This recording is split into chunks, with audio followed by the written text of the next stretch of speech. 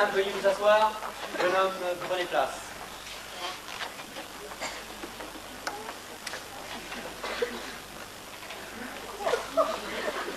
Voilà donc ce grand garçon qui a eu la malchance d'échouer à son examen. Il n'y a pas eu de malchance, j'étais nul en tout. Raoul, mon chéri, ne fais pas ta mauvaise tête. Mon fils, il n'a jamais été un bon élève. Mais de là à dire qu'il était nul, il y a loin. Madame, j'ai trop l'habitude, j'ai déjà compris le cas de votre fils. Tout à l'heure encore, j'ai examiné ces notes de l'année que vous m'avez fait parvenir dans votre dernière lettre avec les appréciations de ses professeurs. Ah, elles sont prêtes, les appréciations. C'est comme les notes, il y a de quoi se marrer. Raoul, mon amour, n'interromps pas, monsieur le directeur.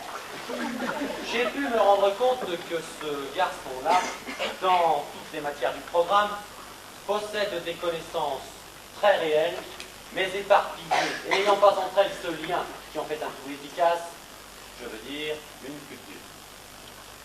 Pour combler ces lacunes, notre établissement a mis au point une méthode pédagogique inspirée des plus modernes techniques américaines et, je dois le dire, de certaines expériences tentées en Russie soviétique. Tu entends, Raoul, en Russie soviétique? Et alors?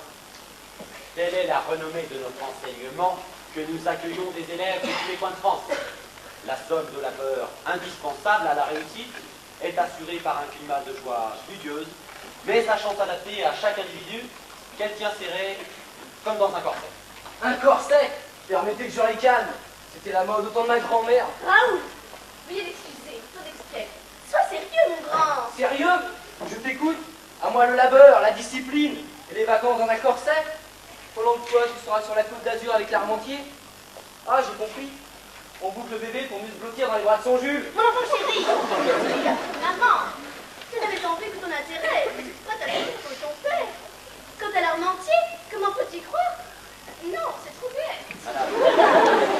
Madame, permettez à un père et un éducateur de tenir à ce garnement le langage qui convient. Monsieur le directeur, vous essoufflez pas, vous allez me parler de mon avis. Non, mais je vous parlerai des égards qu'un fils doit à sa mère. C'est bon, dites-le tout de suite. Vous prenez parti pour l'amour de ma mère. Jolie mentalité. Non, Raoul, non. Monsieur le directeur, s'il vous plaît. Vous êtes 1000 fois plus coupable que lui. La muflerie de ce voyou a au moins l'excuse de votre faiblesse. Oh, tu entends, Raoul, la faiblesse. Toujours ma faiblesse. Oui, tu croyais. Ne pleure pas, maman, ne pleure pas. Comment ça t'arrivait? Fais pas attention à ce qu'il fait m'amiter. Laissez pas de parler. La boîte à bachot, moi je suis pas con. C'est lui qui m'a mis à ressaut avec une histoire de corset. Je te disais que je m'avais dit. Les élèves ont droit de fumer. Pendant les récréations, et n'espérez pas que notre établissement accueille un mal au-dessus de votre espèce. Soyons calmes, je vous pardonne.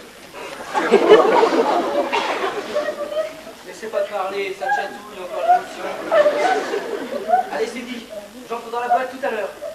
Fais-moi un sourire et passe-moi ton sac. Encore une fois, je ne veux pas de vous dans mon collège.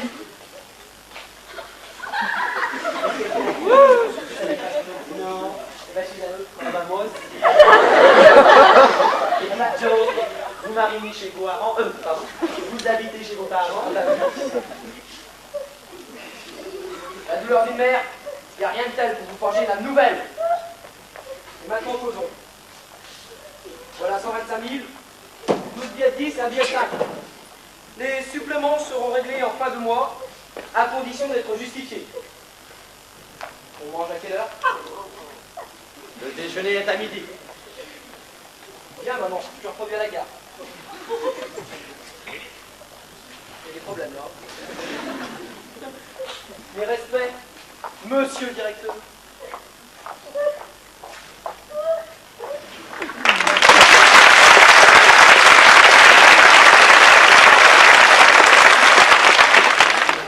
Ce métier de marchand de soupe, il me rendra enragé. Dire que je perds ce qui me reste de vie pour des cancrelades, c'est acquis.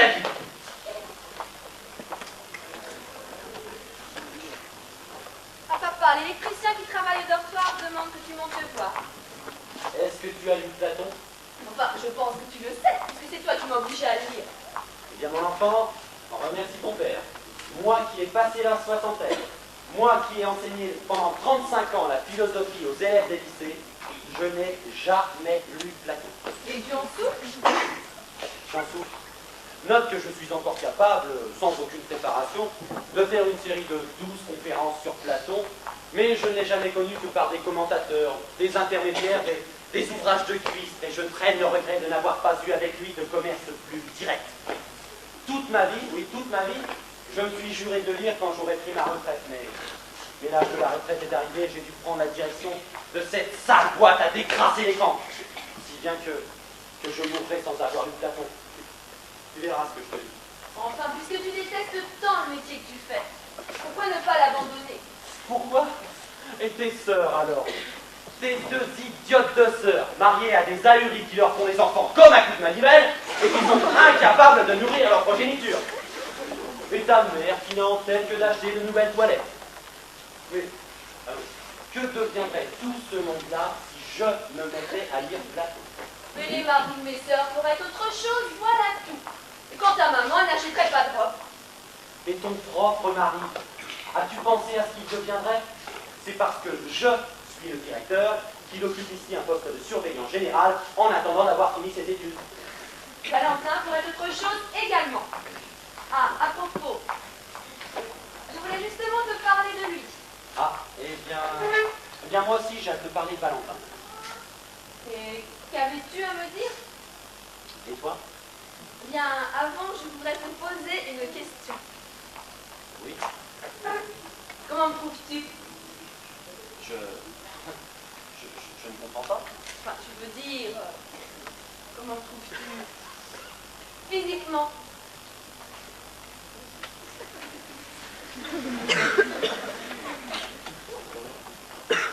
Bien, très bien.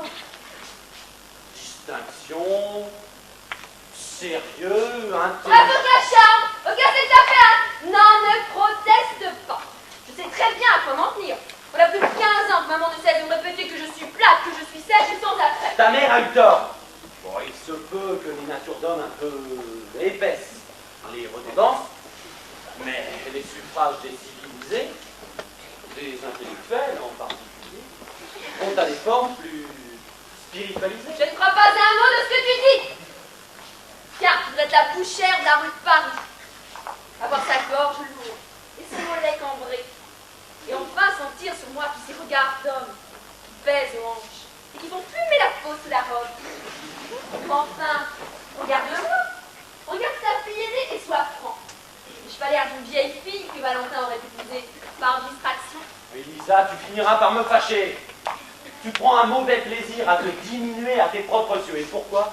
Parce que ton mari est un peu plus jeune que toi. Un peu plus jeune que moi. Je pense bien. Il a pratiquement 6 ans de moins que moi. La belle affaire, il n'y a là rien qui vaille de t'inquiéter.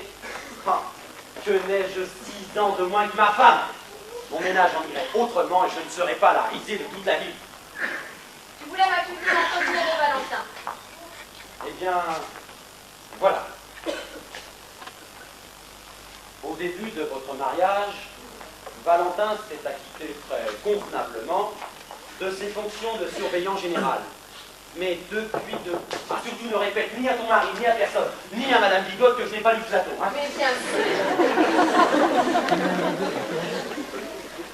Entrez!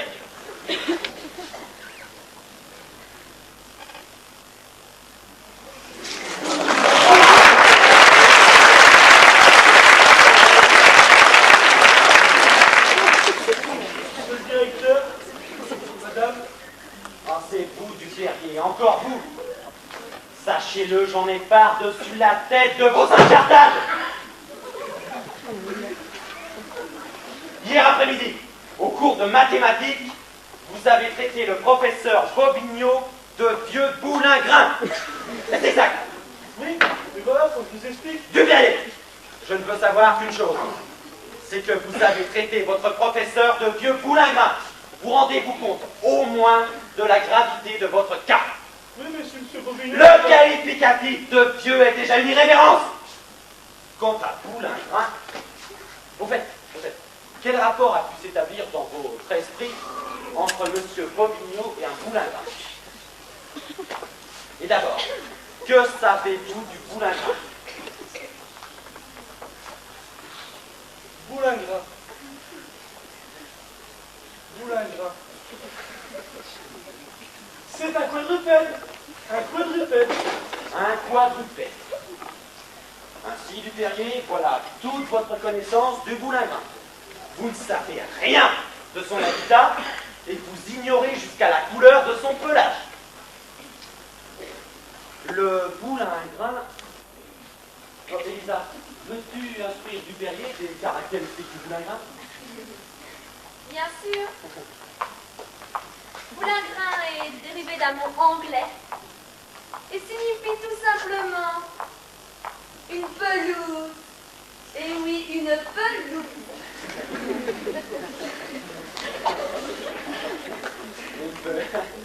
Tu penses bien que je ne l'ignorais pas. Je l'ai laissé s'enferrer. Vous entendez? Vous avez traité votre professeur de vieille pelouse.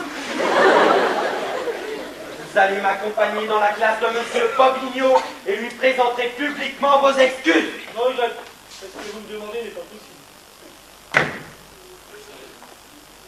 À vous refuser. Non?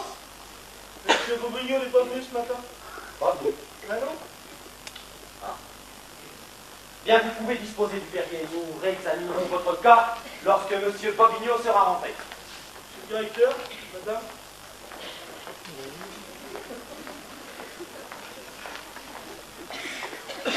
Trop fort. Appelle Valentin. Oh, je suis passée là tout à l'heure, il n'y était pas. Ah, Valentin, papa te demande.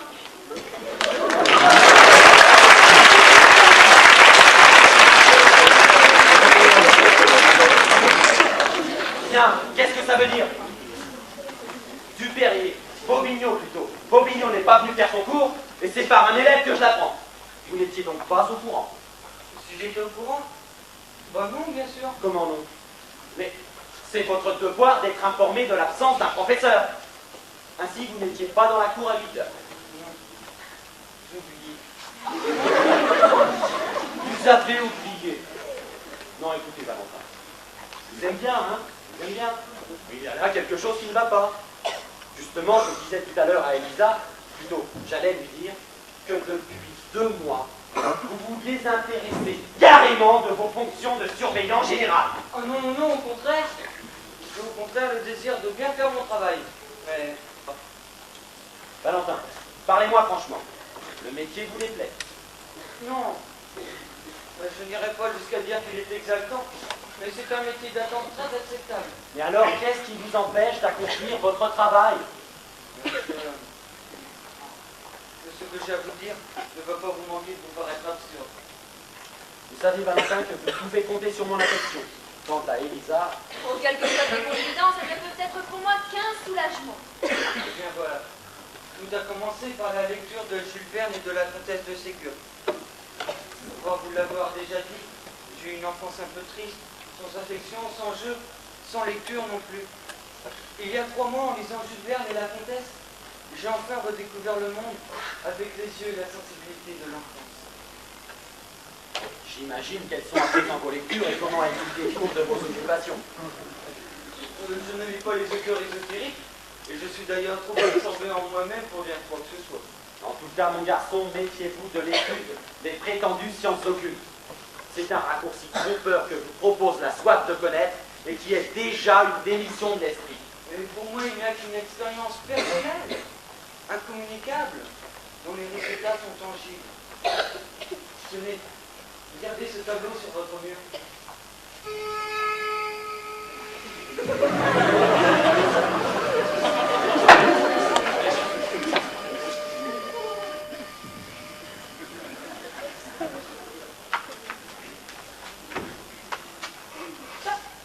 Vous en avez qui vous concernez?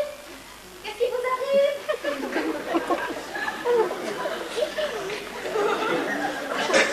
J'étais en train de penser à l'avenir de la science.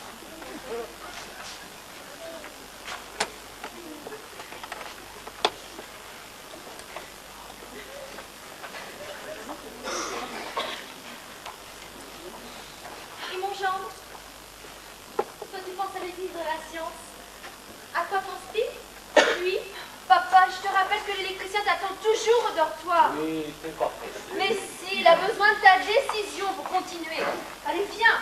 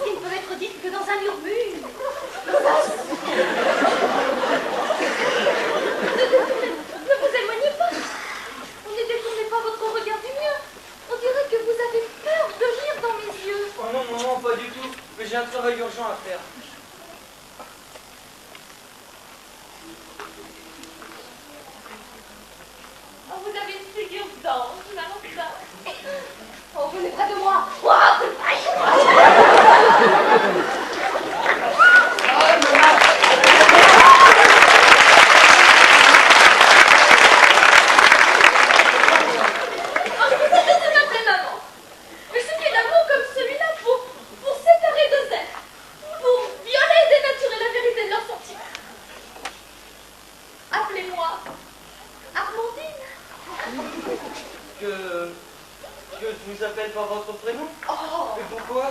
oh non, Valentin, ne prenez pas votre âge ingénu. Oh, il me donne envie de mordre.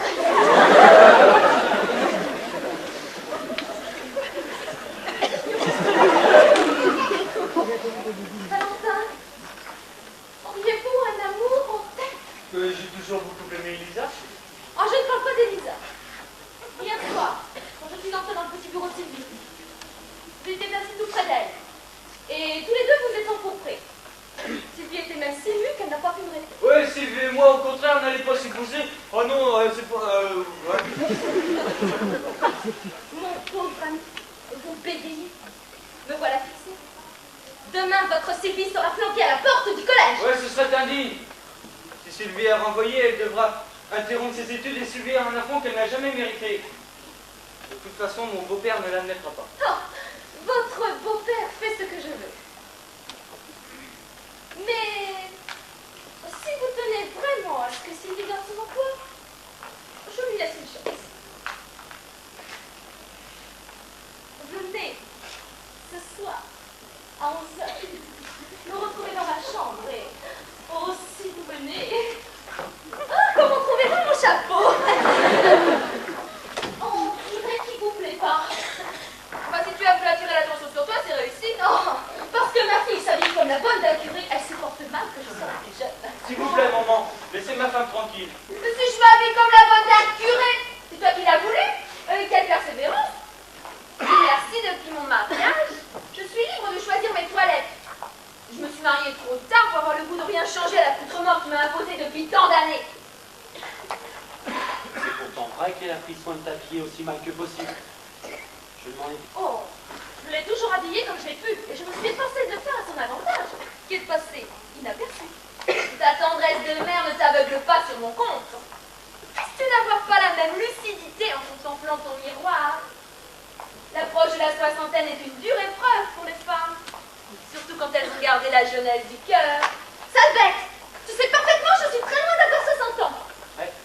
Voyons, nous nous sommes mariés l'année où j'ai passé ma licence, c'est-à-dire en... Voyons... Tu ne vas pas encore nous parler de ta carrière universitaire. D'ailleurs, je n'ai pas tant écouté. Je suis venue te demander de l'argent.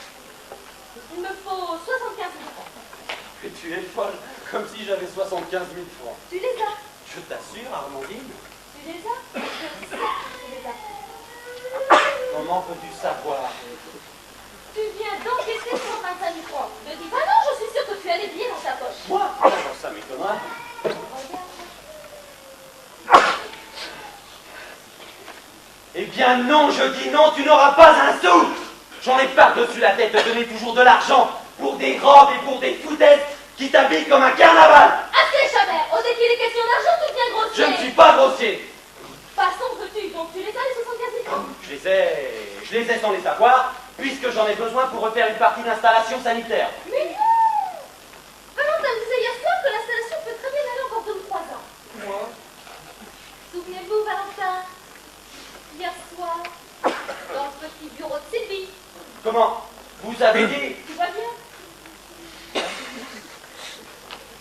50 pour toi. Combien? 50. Merci. 50. 75 pour moi.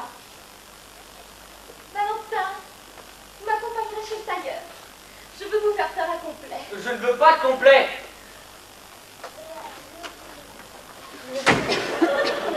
Oh, Valentin! Lui pourtant si doux, si gentil! Oh, je vais dans son bureau essayer de faire après, hein.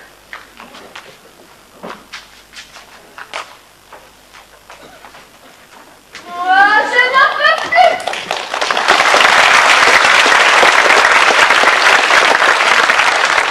Qu'on dise pas que l'amour est aveugle, du moins chez les hommes! Ma petite fille. Oh, mais écoute, t'es à désespéré! Demande à Valentin ce qu'il pense de ta femme!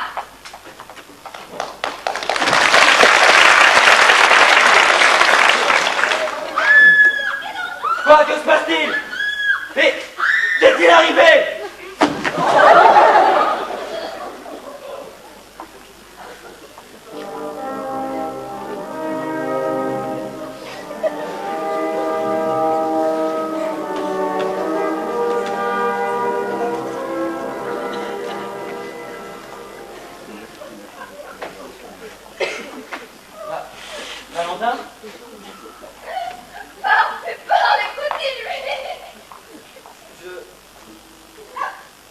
viens de changer ma belle-mère en oiseau.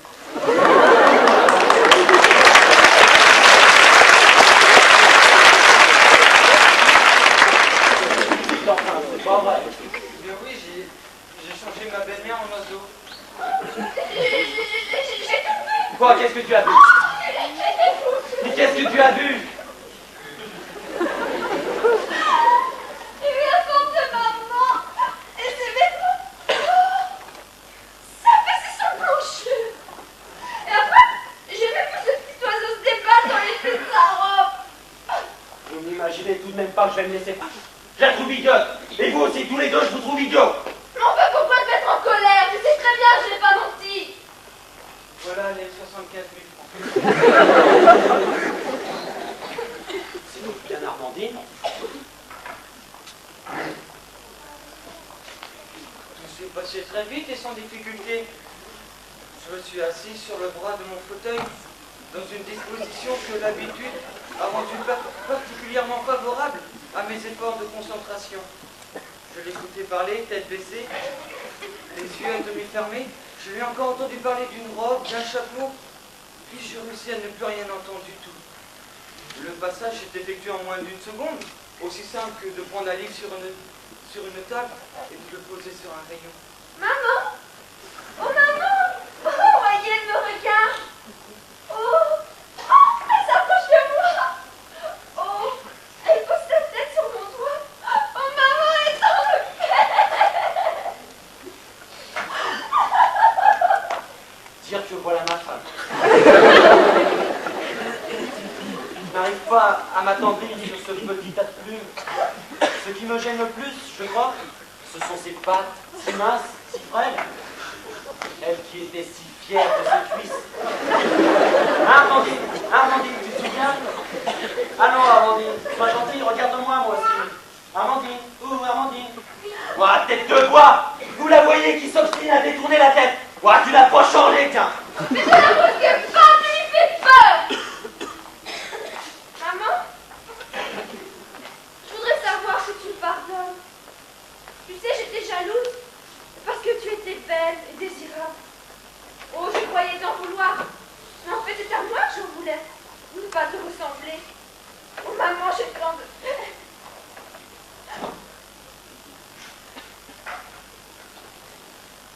Oh, Valentin, pourquoi tu fais une chose pareille? Mais voyons, Elisa, ta mère n'est pas morte.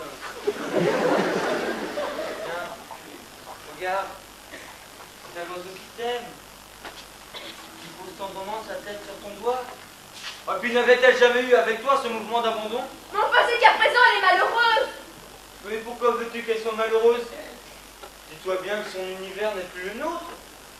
Désormais, ta mère va vivre sa vie d'oiseau, manger des graines, des insectes, chanter, dormir, que sais-je? Je me demande si elle est restée coquette. Et pourquoi pas? Le désir de plaire est commun à la plupart des femelles. Et d'ailleurs, quand la saison des amours sera venue, nous lui trouverons un mâle. Quoi? Comment vous voulez, Armandine et un autre oiseau sous mon propre toit, crac-crac? Ah non, non, non. Il n'en est pas question. Ouais, la saison des amours est encore bien loin. Nous aurons le temps d'y penser. Mais j'en suis sûr, vous ne voudriez pas empêcher cette petite bête de se rendre à l'appel de la nature? Seriez-vous jaloux d'un oiseau? Il ne s'agit pas ici de jalousie, mais de respect humain. Et je m'avise tout d'un coup que vous en manquez singulièrement. Bon, il faut même que je me sois trouvé en grand désarroi pour ne m'être pas indigné de vos façons d'agir. Tout me heurte dans cette aventure. Et ce qui me gêne le plus, je crois, c'est que vous la considériez aussi tranquillement. Et d'abord, de quel droit avez-vous changé ma femme en oiseau? Oh, j'ai eu tort certainement.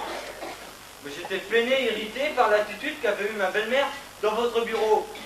Et sans du tout penser à en faire justice, l'idée s'est imposée en moi d'en finir avec certaines mésententes qui rendaient notre vie familiale de plus en plus inconfortable. En somme, j'ai cédé à une espèce d'inspiration irrésistible. Quant à savoir si j'en avais le droit, je voulus me mettre à poser aucune question. En fait, la loi n'ayant pas prévu le cas, il semble que ce soit ici affaire de sentiments. Mais ce que vous venez de commettre est un attentat contre la personne humaine. Ouais, la personne humaine est une notion bien abstraite pour quelqu'un qui est, comme je le suis, habitué à vivre au cœur des réalités. Ce que je peux dire, c'est que j'ai épargné à ma belle-mère le vieillissement et la décrépitude, si pénible à une jolie femme que le soin de son corps et de son visage occupait avant toute chose. Tiens, rappelez-vous hier soir, dans le petit salon, le visage crispé, les yeux durs. Les œufs durs. Les yeux durs. Oh, j'aurais eu du mal à te voir vieillir, maman. Et grâce à moi, elle n'aura pas connu les affres de ce qui était à ses yeux la pire déchéance. À l'heure de dire adieu à la jeunesse, n'importe quelle femme un peu coquette voudrait se voir changer en un bel oiseau. Après tout, qui c'est? Qu'est-ce que c'est? C'est Madame Bobigno, monsieur le directeur. Oh là là là là là là.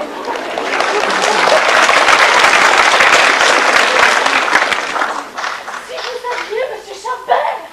Oh. Bonjour, monsieur Valentin. Bonjour, madame Elisa. Comment va madame Charbel ce matin? Merci.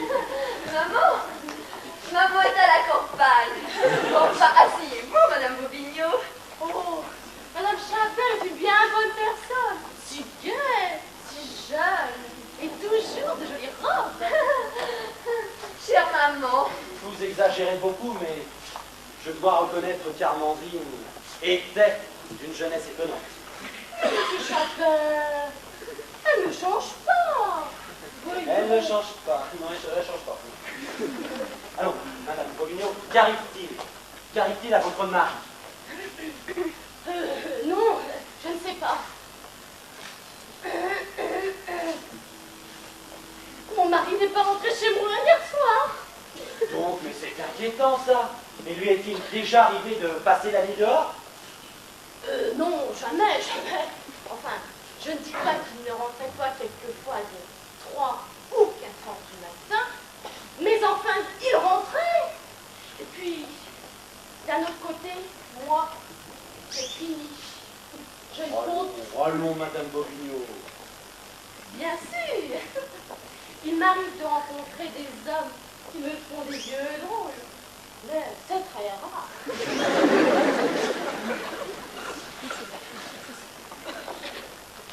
Et il y a autre chose. Et ça, je vous le dis entre nous, car je sais que ça ne me paraît pas forcément, mais ce qui est de l'amour ne me paraît pas bien naturel du tout. Vous trouvez peut-être ça, Mais non, Madame Bobigno. Mais vous disiez donc que votre mari... Oh, alors lui, les choses de l'amour, il paraissent bien naturelles. Je croirais même qu'il s'y intéresse plus qu'aux mathématiques.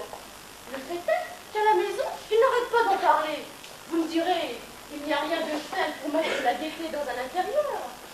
Et puis les femmes, de leur côté, le désirent tellement. Il est si beau, si jeune. Oh, mais je suis inquiète. Mais peut-être est-il resté endormi là où il s'est couché. Espérons-le, espérons-le. Savez-vous ce que je crois? C'est qu'on l'a enlevé. Mais enfin, Madame Bobigno, pourquoi l'aurait-on enlevé? Il y a tant de femmes qui le désirent. Oui, sûrement on l'a enlevé. Mais savoir où on l'en est, ça, c'est une autre histoire. L'amour, à ce point-là, il n'y a plus de frein. Ça sera aussi bien Paris, Venise, ou Capri. Oh, mais vous avez un oiseau. Oui, c'est un cadeau qu'on vient de me faire. Et comment vous le nourrissez? À vrai dire, nous n'y avons pas encore pensé. Enfin, probablement des graines. Enfin, figurez-vous, je vous demande ça, car qu'est-ce qu'il pourrait être? Oh, mais vous êtes peut-être pressé, Mais non, Madame Bobigno. Allez-y, je vous en prie. Ah oui, alors qu'est-ce qu'il pouvait être? Oh, 5 heures? Oui, peut-être, je ne sais plus. J'étais dans la cuisine avec Euclide, en train de repasser une chemise à Ernest. Comme vous savez, Ernest, c'est mon époux. Et Euclide, c'est le chat de notre maison.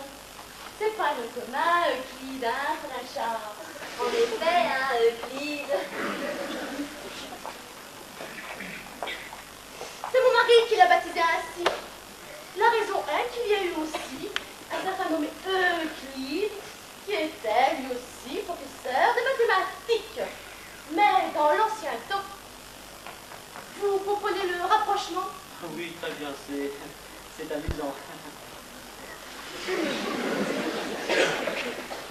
Je me trouvais donc dans la cuisine, quand voilà, brusquement, Euclide qui fait un bond vers la fenêtre. J'ai pensé qu'il s'agissait d'un pigeon, et comme je voulais être tranquille, je l'emmène dans la salle à manger, je l'enferme, et je reviens à mon repassage. Quand voilà, brusquement, un oiseau qui rentre par la fenêtre, et qui vient se percher sur le dossier d'une chaise. C'est gentil, n'est-ce pas, hein? Bon, alors, puisque vous ne savez rien sur mon mari, au fait, monsieur Chabert, si mon mari n'est pas rentré à midi, croyez-vous que je dois alerter la police? Oh, attendez quelques jours. Il pourrait vous en vouloir de vous être trop précipité. Bon, vous avez sans doute raison. Bon, il n'y a plus qu'à attendre, hein. Je vous laisse à vos occupations. Au revoir.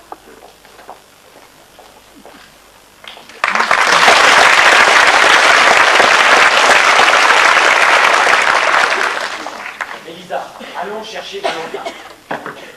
Qu'est-ce que c'est?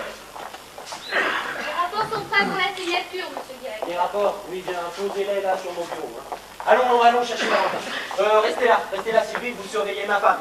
Quoi? Je surveille sa femme. Madame Chabert? Le pauvre homme ne verrait. Tiens, mais dis donc, je t'avais pas vu, toi. D'où viens-tu, hein? Comment t'appelles-t-on? Tu en as de jolie plume, dis donc. Oh là là, à ton avis, est-ce que tu crois Valentin même autant qu'il le dit? Entrez.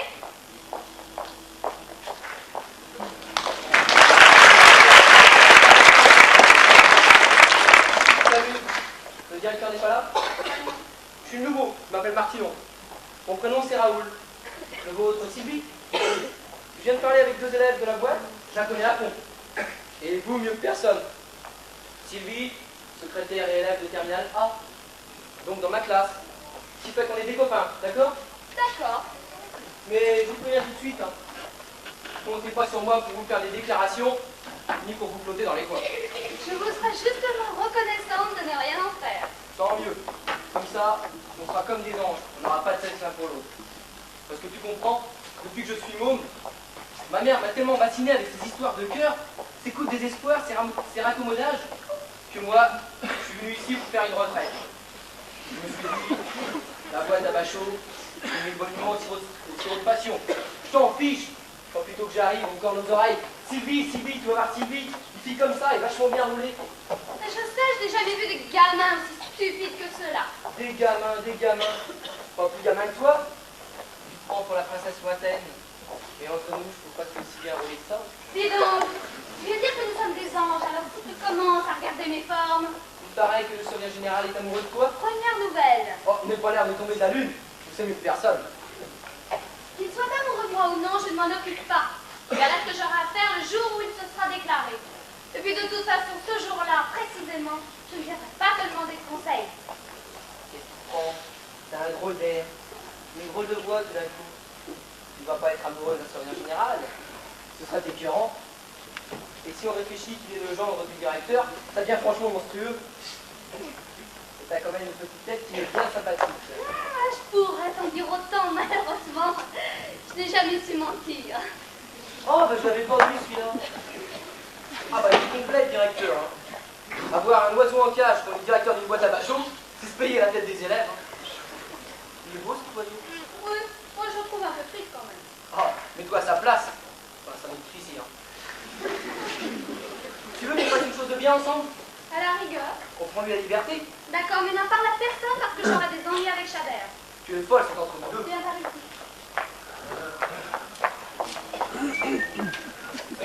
Attends, voilà. Dépêche-toi vite, je dois marcher. Voilà.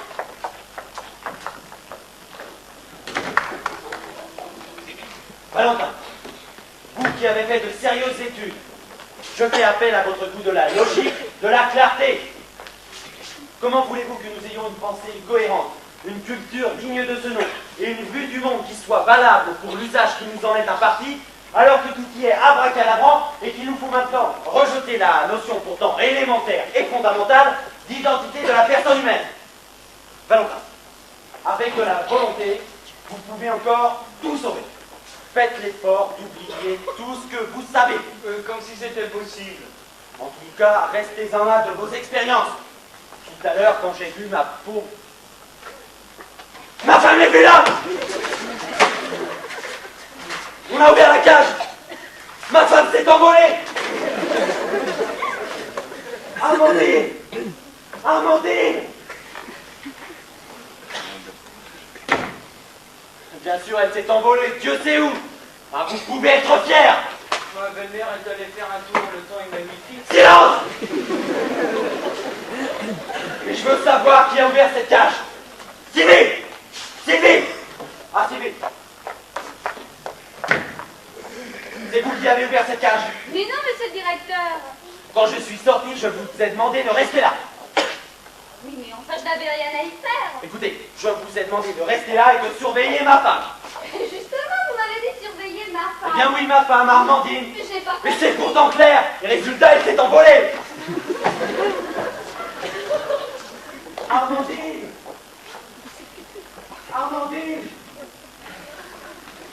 Armandine!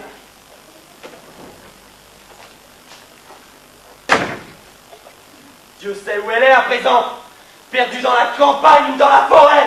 Les oiseaux ont un sens très sûr de l'orientation. Silence!